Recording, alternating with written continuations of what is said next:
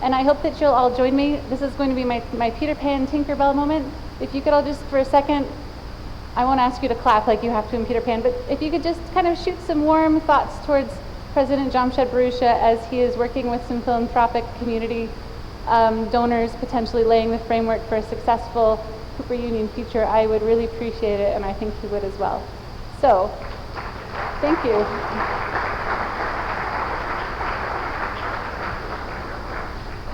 So welcome to the first Community and Alumni Summit. The reason we started this, as you know, a lot of voices were very suddenly engaged in the Cooper Union matters recently, and there were students, alumni, faculty, and I've been on the Alumni Council for 5 years now. This is my 6th year, and I've never heard so many alumni interested in what was going on at Cooper Union, and it was awesome. It was truly, in the biblical sense of the word, it was awesome. So, a lot of things, were being said. Some of them were not happy. A lot of distracting things were being said by the group, and there is a very real and unavoidable problem that faces our community right now. We have a lot of confusion that is facing us, and with the distracting voices and the distracting issues, one of the things that some people thought would be beneficial would be to bring the community together in a way that we could reframe the debate, reframe the questions, and to help everybody to work better together. So initially we thought this was going to be an alumni thing, probably because I'm so focused on alumni as a member of the Alumni Association. But it turns out that while we were talking about how we could create a space for alumni to partake in these discussions and to meet and to bring each other up to speed, because a lot of alumni are external to the school, it's hard for us to come in and meet, and we don't have a lot of the same benefits that the on-site community does. So we needed to educate alumni about what was going on. As we started to share our working agendas, it turns out that a lot of people wanted to be engaged in this discussion. So we reframed our reframing. I couldn't find a picture of Peter Cooper's family. I don't know that he had any family portraits, so I substituted one of the Lincolns. And I hope that either Abraham Lincoln or Peter Cooper forgive me. I'm not sure which one needs to. But we have a big community. We have alumni, students, faculty, external community, we have administration, and we have the Board of Trustees. And everybody really needed to come together and to talk. Because we share a common thread. We all love Cooper Union.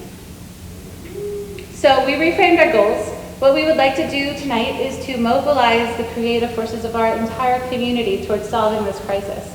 We need to build a trusted relationship between community members, some of whom have not had any relationship before, and we need to work more effectively with the administration long term.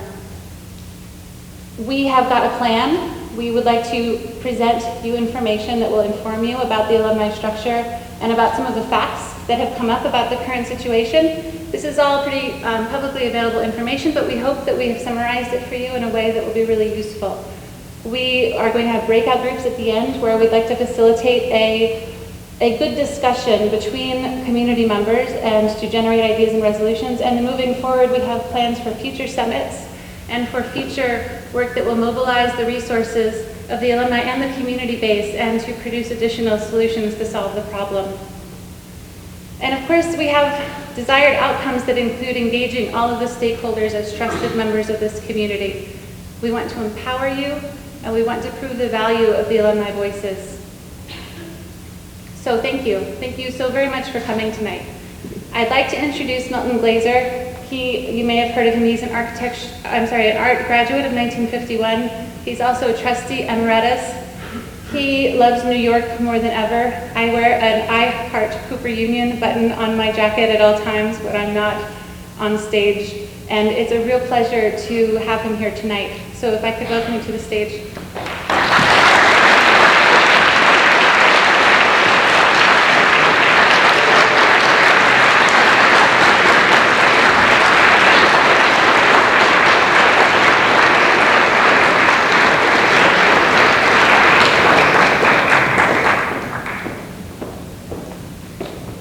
Hi, everybody.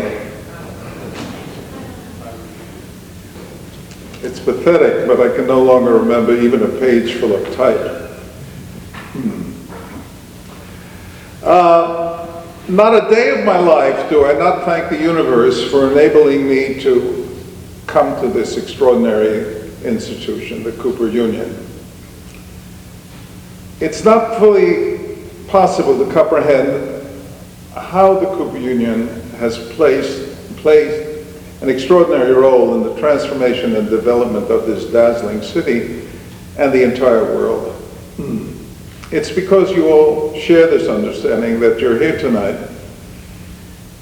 The current mood of the world, as you know, is argumentative and angry, and these days every institution seems to be at odds with itself, and any atmosphere of common purpose seems to be very difficult to find. Many of us are outraged that our beloved school might become a school that charged tuition, violating our deepest belief in what Cooper Union stands for.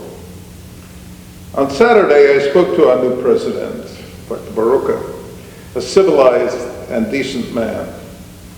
He assured me that suspending free education would be the very last thing he would do,